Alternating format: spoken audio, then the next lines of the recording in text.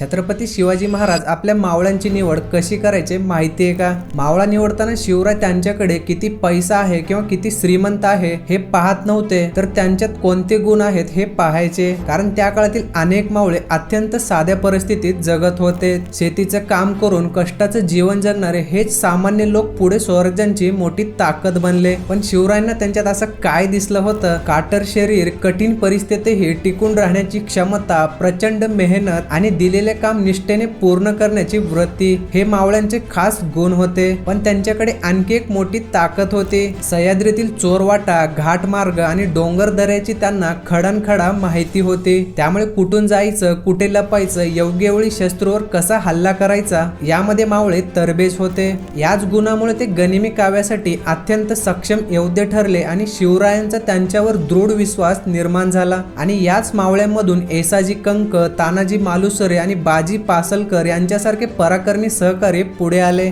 याच निष्ठावंत मावळ्यांच्या साथीने शिवरायांनी अनेक किल्ले जिंकत स्वराज्याचा मजबूत पाया रचला. बाकी तुमचा आवडता मावळा कोण? कॉमेंट मध्ये नक्की सांगा.